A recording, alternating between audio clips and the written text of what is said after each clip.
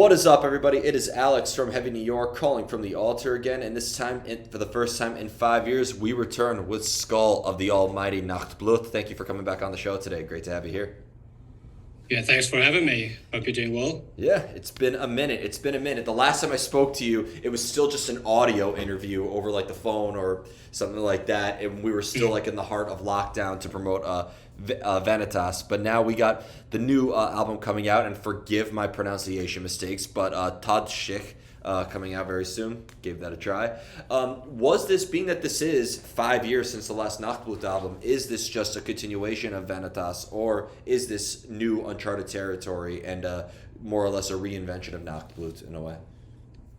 It's a tough question for me to answer because I'm so involved in the process of that record that, of course, for me it felt naturally, that record.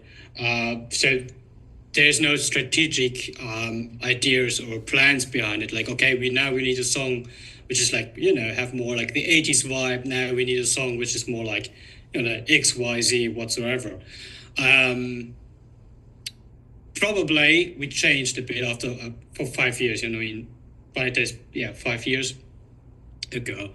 So, no, actually, I'm sorry. So actually, no, I wouldn't say it didn't change too much, even if I'm aware, probably for fans which weren't involved that much into the process, for them, it could sound different to Vanitas. So I would probably need more time to have a certain point of view on the record again. I mean, nowadays I can talk more about how Antique sounded, Dogma, like Kimonos. I'm acknowledging that they're different, but Todschick, it's too close on the process to really have an objective point of view on it. Do you think that with every album that you make, if there's a vision that you go into it in mind, or do you kind of have to sort of experiment before you really know how an album is sort of coming to fruition? It really depends. I mean, we already did like conceptual records, but now, for example, Todschick isn't. So it was more like there was enough material to write about, enough issues in the world, let's put it this way, and enough influence. So, no, I wouldn't say it was hard to get in the process. Like, it's more likely that we thought that now it's time again. Because when Vanitas came out, we had a tour going on, or planned, let's put it this way, and we had to postpone it for 3 times before we finally, got the real feedback from fans. Because, I mean, fair enough, you can get all the comments, you can get all the reviews in the world. There's something different if you play live and fans, you have the direct feedback from them. So something magical, I would say. And we waited for that moment to happen and being like, okay, now we got an idea again, like how it feels, and then the writing process came in handy. Well, so for a lot of bands released albums during COVID, and a lot of them said on how different that made the album cycle and how different that made that. But it's crazy to think that a lot of bands are making a follow-up to their COVID albums now, and it almost seems like that writing process is even stranger or more strange than the previous one, because now in this world that we live in, it just seems like it's a new beginning for everybody. At least for us, it doesn't really feel like that, because I mean, the writing process always have been that Askrad, our singer, is writing 99.8% of the songs. So he's coming up with an idea or with lyrics, or we throw like an idea to him, and then he's coming up with a demo, and then we start chatting about that demo and like, okay, that's good. That's like, oh, I have another idea. I have something in my mind. So, and once we got through that process, usually we start into the pre-production. Like, I'm starting adding drums, he's a keyboard player. So obviously if he's programming like drums, it sounds like a keyboard player would play drums, obviously. So I'm starting in like, hey, maybe we should do that fill, maybe we should do that beat for that song. Same goes for guitar.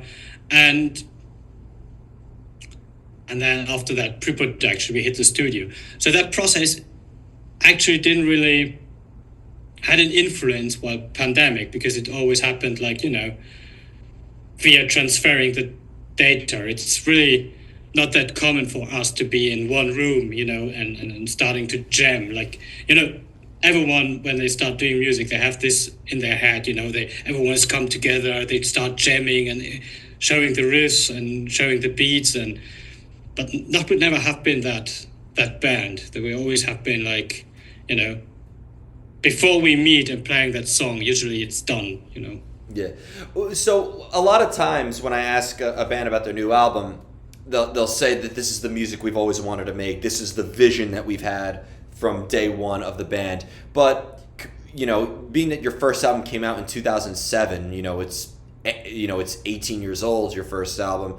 We never know where we're going to be in 18 years from now. So with this new album, Todschick, do you believe that this is the vision that Nachtblut was always meant to be? Or was this sort of the result of everything you've experienced within the last 18 years of your career? I would say it's a result of the time and the influences when the record was written. I kind of have to smile if I hear someone like, okay, this is now the record like we always wanted to do, like for 18 years. I mean, as you said, like you don't know 18 years ahead where you want to be. So many things can happen in your life, and it's not like a straight line. It's always like some curves in it. So I would say Todschick is a record of it's influenced by it is what it is from the point of view, like the time we wrote it. Probably we wouldn't have wrote exactly the same way 5 or 10 years ago. So no, it's a record we wanted to do right now. Mm-hmm. If it's a record we wanted always to do, I don't know. Otherwise, we would have sounded differently on previous records, obviously. Yeah. And being that it's 20 years, I mean, you guys formed in 2005. I mean, just looking back, and you've had so many albums out now. I mean, do you look back at your earlier work with a different perspective than when you first put it out now? Yeah, sure. I mean, I like the record still, but obviously now you have more experience. You know better, how certain things react to others, or you're better technique wise, so you would have done things differently. But the records are great for the time when they were recorded. I mean, that was Nachtblut in, for example, Kimonos came out 2014, so it was Nachtblut in 2014. Dogma 2012, so that was Nachtblut in 2012. So now I don't regret, I wouldn't change anything, but certainly we were different persons, we were a different band at that time. So. And with the style in which you have, like this sort of like, with you having this sort of gothic metal aspect behind it, with, and I know you're not the lyricist of the band, but, you have this very gothic album and you sing about, real world issues from, social problems and, the darkness of humanity. Why do you feel like the style of music of Nachtblut was always the best style to sort of get the point across? I think because it's our taste of music. It's we express ourselves. I mean, rock and roll or metal music was always around in the house where I grew up. So that was the music I felt mostly home. So it's the same for the other guys within the band. Maybe if we all grew up like listening to funk music, we would raise the same issues in funk music, So no, we never thought about it. There was never the question which kind of music we want to do, because it comes naturally. It was really hard for me to answer if there would be an option B, let's put it this way, or if metal music or our music is the best way to express ourselves. For us, it is. For others, will be a different style of music or a different style of metal. And I believe I asked you this last time, but just in case, because going by Skoll and Grief and all these different aliases, do you feel like you portray an alter ego or a character or just somebody different outside of who you personally are? No, we're not different persons on stage or while giving interviews or in the video. It's just a part of us, a facet,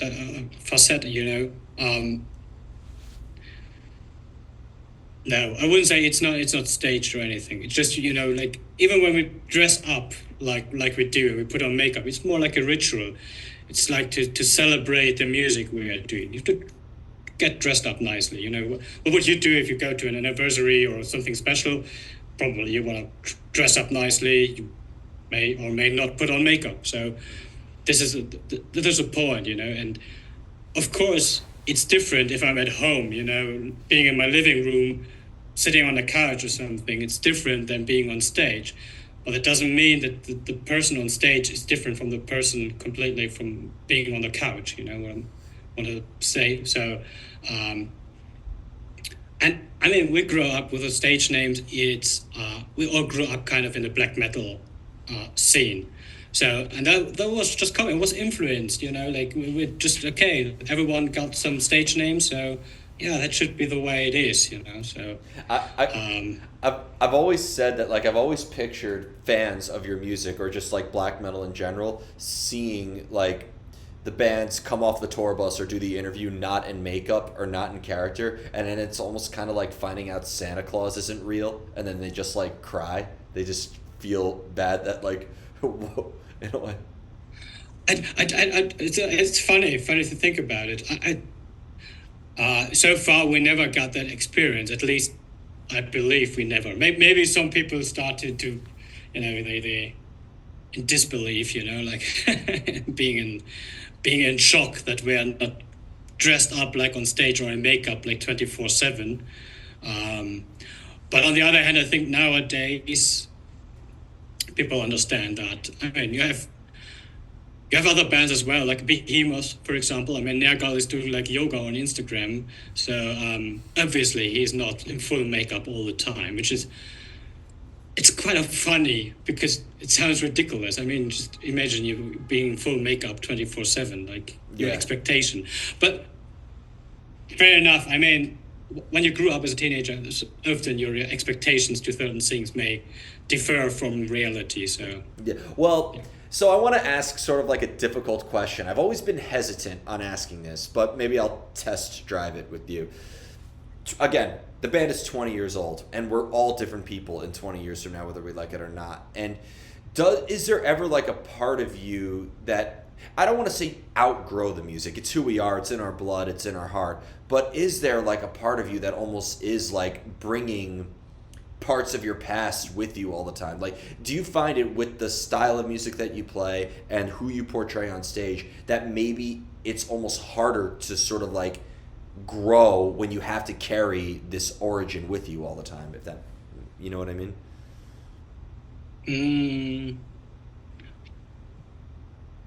I don't think it's hard because, as I said, like we're developing it naturally. There's no like, okay, now you have to be that character, and now in 5 years, we have to transition that character into certain whatsoever.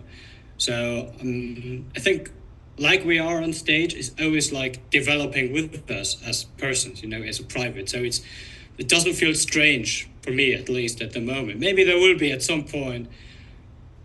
I will wake up immediately and be like, okay, now this is not where I could identify with me anymore. Like now it becomes a role, now it becomes like a character I have to play.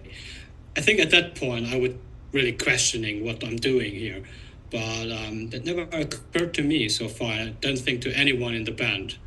How Nachtblut will look in 20 years, I don't know yet, so we're gonna see. But if it comes in natural, everything will be all right. Because there has to be some bands in black metal or in like the gothic metal that does almost say like, man, I'm in my 40s now and I'm doing this like I'm in my 20s still. And I'm not like saying that I'm not like trying to say, oh, grow up, but it's just wondering, like, we all grow up one way or another. So part of me wonders, do you have to almost prevent growth in order to maintain the fire that you create, or do you just have to sort of let maybe the fire dim or maybe burn anew? Mm, I don't know how it is for some guys being in the black metal, but I can see the issue here. If you're like, if it was a stage persona at a certain point, or maybe it's a gimmick, because then you're not true anymore. But for us, we never had to raise that question. So I'm sorry. Sorry, can you repeat the last question? No, you answered it. It's fine. It's just like I'm just wondering how you keep. It's a question of how you keep the fire burning for 20 years later. How you keep that passion with making so many albums and continuing to play and doing that. Like, is if there's a part of you that you always kept inside of you from 20 years ago. Mm, if you kept some personality, like, okay, no, like I said, like, you're right. I answered it already. Like, yeah, it comes in naturally. So I never had to raise that question. Never had to, give some more, like, to get the fire up again for being on that band. No, that never had been like this. Of course, there's sometimes hard times where, like, okay, exhausted by touring. Maybe you're exhausted by certain cycles, but the passion never went away, or I had to grab it back or something. No, that never happened to me. So maybe because we're lucky, it always have been a natural process, not forced into something. And then finally, I wanted to talk more about like the state of heavy metal in Germany because I've noticed a lot of subgenres of metal. Like Sweden, we always associate with the Gothenburg melodic death metal movement, or Norway associating with black metal. With Germany, I'm noticing a great metalcore movement rising with the rise of Electric Callboy and Oklahoma Kid and Venues and a lot of bands. There's a great black metal scene, even though rest in peace to Dark Fortress. They have a great legacy as well, but there's a great, the thrash scene with the legacy of Creator and Destruction and Sodom and whatnot. I'm just being a band from Germany now, it seems like it's become a real metal hub. Is it, though, divided by scenes in a way? Is there like a thrash metal scene and a black metal scene, or do they all tend to just blend together and play together over time?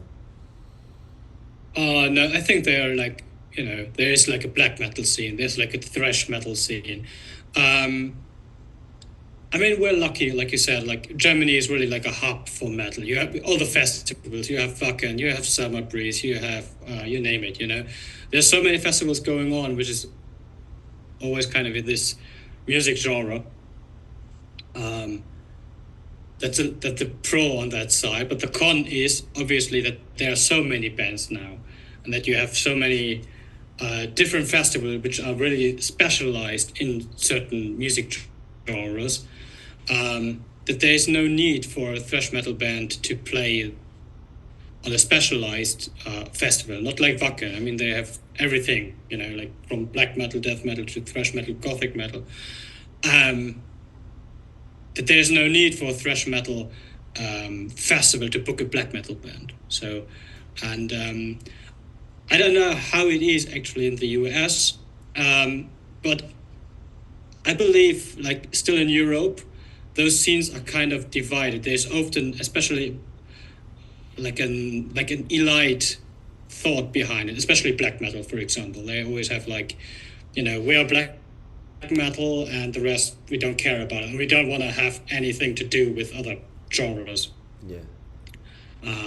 So, I mean, Nachtblut, obviously, we're dancing around those genres and pushing all the boundaries away. So, we never had to deal with that. I mean, we just got all the nasty comments from people who are like what we call like the music police. You're not allowed to do that. You're not allowed to do that, and because you have keyboard, you can't be that. So we never cared about it at all. We never really identified with a certain scene or genre. We never were part of that. So this is where I think this is sorry. So this is just a point of view from the outside, how I see it. Maybe if I would be in the black metal scene or thrash metal scene, it would be completely different. But Yeah. But I do want to like ask because I think that this is where a lot of people would argue that music isn't what it be anymore because it's not four guys who grew up together and they're jamming in the garage and then they end up in their scene, because I think with the advent of online where people could audition from another country or another state, that that there is a connection where you're not kind of like enslaved to your scene, or you're not like just bounded by members who are only into the same genre or anything like that. It almost seems like it's becoming more and more genreless because we're more connected thanks to the internet. Mm. Yeah, I would agree on the internet point. I think the scenes open up more and more. I think that have been differently in the early 2000s. I mean, there was even more like new metal scene, and where really had the edges, the frames of a certain scene. But I would disagree. I mean, still, like for example with Nachtblut or nowadays, you still need a connection to each other. I mean, someone who is like into black metal, I think it's gonna be quite hard for him to team up with someone who is into metalcore, 100%, who is like the favorite band is like Parkway Drive. For me, it would be hard to think about that the other guy's favorite band is Mayhem, Well, and they're gonna team up. They can team up, but at least you have some kind of musically background, I think, at least you need to like what the other guy is doing. Yeah, but I don't know. I think like when everybody has different tastes, that's what makes a sound so revolutionary as well. Like, I'm not saying this is the case with Nachtblut. I think you guys have an extraordinary, gothic, blackened sound that really brings its own taste on gothic music. But then there are plenty of bands where, like deathcore bands, where everybody in the band only listens to Suicide Silence and only listens to Whitechapel and only listens to that, where there's plenty of death metal bands where they only listen to Cannibal Corpse and they only listen to Immolation and those bands. There's times where I could be like, let me guess what all of your favorite bands are, the bands that you all sound exactly alike. I think though, where you have a band like Rage Against the Machine where one member was really into metal, another member was really into funk, and another member was really into hip hop, I think that allowed them to create something that was very different. That's true. I don't disagree to that point, but I mean, for me, it was now the question: if, for example, someone who is totally into Rammstein and he wants to do music like Rammstein is doing, obviously it's going to be hard if someone else is in the band who just want to do like Mayhem style, or Timo Borgir. So I think that doesn't really. Well, if his favorite band is Destruction, for example, I mean, obviously then it's going to be hard, to find like a foundation musically to create something. Of course, that can work out, but I think it's going to be hard. I mean, Rage Against the Machine is a good example, and of course there are bands like this, but I think they are the exception. It's not that common. That's a good way of mentioning it, definitely. So before we go, I want to thank you so much for your time today, and thank you for coming back onto the show. Just with this brand new album, Todschick, coming out very soon, is there just anything else with Nachtblut that we could be expecting for the year of 2025? More touring, but I can't spoil dates anymore. Of course. Right now, so top secrets so far. And otherwise, just enjoy the record. Stay healthy, stay tuned. I think that's good for the start. Stay healthy and stay tuned. I like that. Thank you so much. Everybody, we are here with Nachtblut. Be sure to check out Todschick coming out on Napalm Records. This is Alex from Heavy New York, and we will see you next time.